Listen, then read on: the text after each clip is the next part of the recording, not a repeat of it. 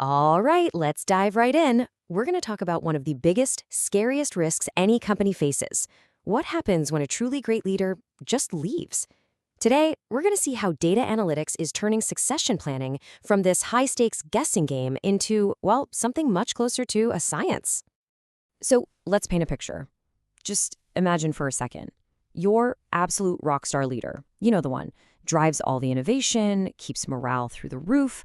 They walk into your office and drop the news. They're out. What happens next? Is it just sheer panic? A frantic scramble to find anyone to fill that seat? Or is there a plan in place? Okay, so here's how we're going to break this down. First, we'll look at what we call the leadership void. Then we'll see how data can help. We'll open up the analytics toolkit to see the actual tools, check out a real-world story of a company that did this, and then wrap it all up by talking about how you can start predicting your own future. All right, first up, the leadership void. And believe me, the cost of that empty chair is very, very real. You know, it's so much more than just an inconvenience. When a key leader walks out the door unexpectedly, it creates this vacuum. Critical projects, they can just grind to a halt. Your teams suddenly feel like they're totally rudderless, and all that incredible momentum you've built up, poof, gone in an instant. That's the kind of chaos you get when you're just being reactive. So, the big question is, how do you get out of that cycle? How do you move from that reactive panic to a really proactive strategy? Well, the answer, as it so often is these days, is in the data. And that brings us right to the heart of what we're talking about today, succession planning analytics. So what is that exactly? Well, to put it simply, it's all about using actual, hard data, not just gut feelings or office politics, to identify and develop your next generation of leaders from right inside your own walls. It's about figuring out who really has potential, what specific skills they need to work on, and, crucially, how ready they are to step up when that call comes. Okay, so what does this actually look like in practice? I mean, how do companies really do this? Let's pop the hood and open up the analytics toolkit to see the instruments they're using to build their future leaders. First up, we've got something called talent pipeline visualization. The best way to think about this? It's like an X-ray of your company's leadership DNA. It's a visual map that shows you, clear as day, who you have, what roles they might be able to fill down the line, and, this is the most important part, where your biggest gaps are. And this is really where the rubber meets the road. It's a clear action plan. So, step one, you figure out your most critical roles, the ones that, if they were empty, would be a total disaster. Step two, you start mapping your internal talent against those roles. And right away, bam, step three shows you exactly where your readiness gaps are. See, it's not a mystery anymore, it's a diagnosis. And once you have that, you can create these super focused development plans to get the right people ready for what's next. Okay, so having that map is awesome. It's super powerful. But it immediately brings up the next big question, right? Just because someone has a ton of potential, how on earth do you know if they're ready to step up right now versus, say, needing another year or two? And that leads us right to our next tool, readiness scoring. So instead of just relying on vague feelings, you actually quantify potential. I mean, take a look at this. You can see J. Doe is scored a 5. That means they're ready to go today. But A. Smith over here is a 3, and you can see they need to build up their financial acumen.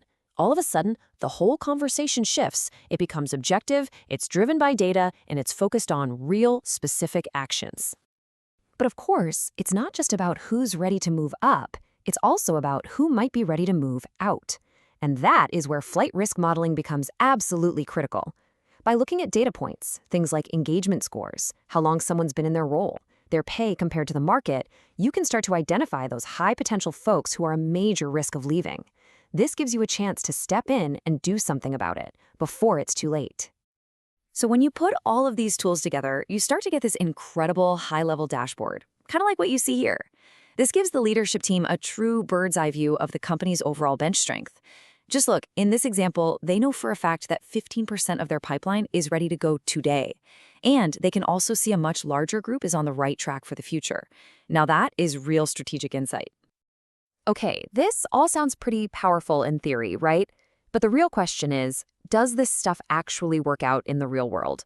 Well, let's take a look at a story about a massive conglomerate that put these exact tools to the test when they were facing a pretty serious crisis.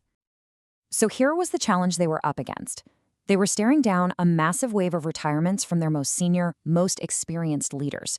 And we're not talking about just one or two people leaving. This was a systemic risk that was threatening the stability of the entire global company. So what did they do? Well, they deployed the whole shebang, the entire analytics toolkit we've just been talking about. They weren't just scrambling for one replacement. Nope, they visualized their entire company-wide pipeline to see all the possible moves. They used readiness scoring so they wouldn't promote people before they were actually ready. And they used flight risk modeling to protect the key talent they absolutely could not afford to lose in the middle of all this change. And now for the million-dollar question. Did it actually work? Well, the data speaks for itself. It is pretty compelling. Within just 18 months, they saw a 35% increase in internal promotions into leadership roles. Now, stop and think about what that really means. They weren't just backfilling empty chairs. They were building a truly sustainable leadership engine from the inside out, promoting people who already knew and lived their culture. That is a massive, massive win. Okay, so this brings us to our final section. We've seen the problem, we've looked at the tools, and we've seen the proof that it works. Now, let's bring it home and talk about why this really matters to you. So, if you're going to remember anything from this, let's boil it down to 4 key takeaways. Number 1, you've got to be proactive, not reactive. It's a total game changer. Number 2, data-driven decisions will beat gut feelings pretty much every single time.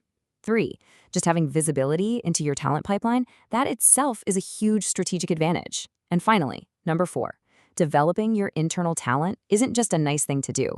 It's how you build a stronger, more resilient culture.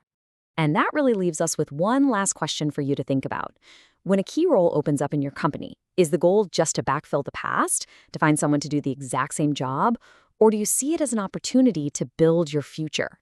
Because the difference between those two mindsets, well, that changes everything.